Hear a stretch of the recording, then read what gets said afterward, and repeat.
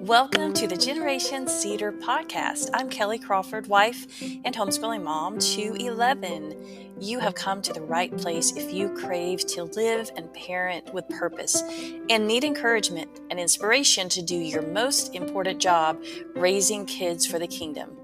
Join me here every other Monday for your short, powerful shot in the arm. Let's dive into today's episode.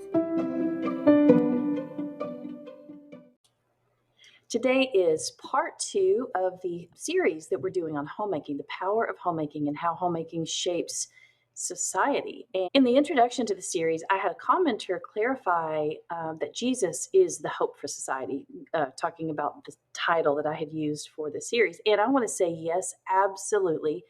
And the two are not exclusive.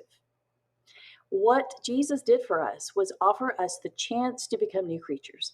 The most important part of that, as it relates to the way we live, is that our identity is found in Him. Now, before you just casually pass by that sentence is packed with more meaning than you might realize. In Genesis, God declared man's identity. He said, "Let us make man in our image after our likeness." This is huge. Our purpose for living is to mirror His glory in all we do. Even those who aren't His reflect His attributes at times. But for the believer, we must know that our purpose is to fulfill the mission of reflecting our Creator in every part of life. This is why we were created. Our identity determines our life course. So, as that relates to the purpose of this series, our lives, our homes reflect whether we understand who we are in Christ.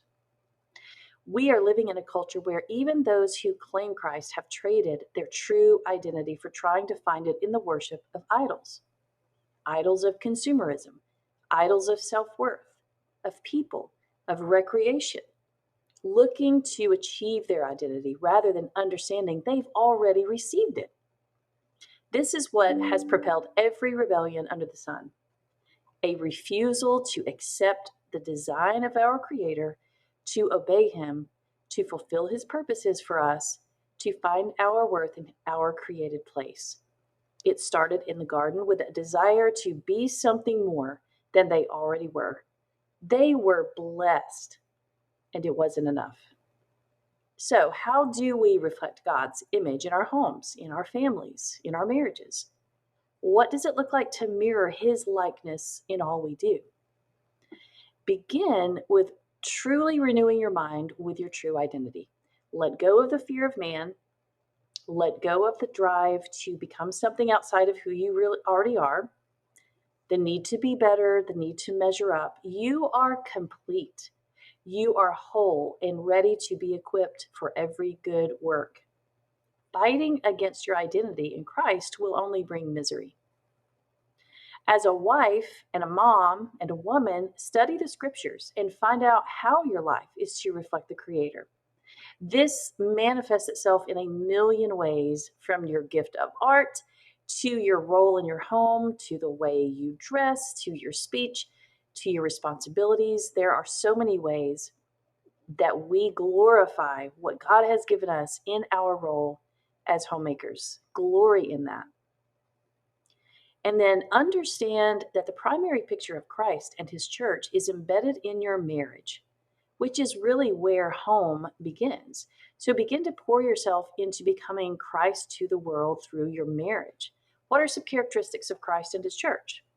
Love, submission, worship, communion, fellowship, unity, fruitfulness, forgiveness, respect, sacrifice. Ponder those things.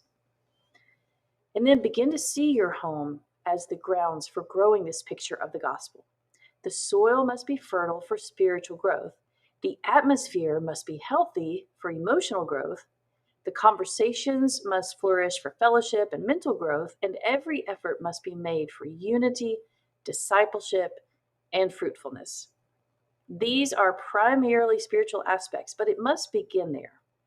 And I'm going to talk more about the practical implications of how all this plays out in the next episode. But right thinking about who we are and what our purpose is and how that affects our lives and homes is crucial. We live in a culture with mostly wrong thinking, so renewing is in order, and a set of blinders with a face like flint set to the sun, SON, will aid our mission. The next episode, part 3, will be Home, the Center of Agriculture. And I can't wait to record that one and hope you join me for that as well. See you next time.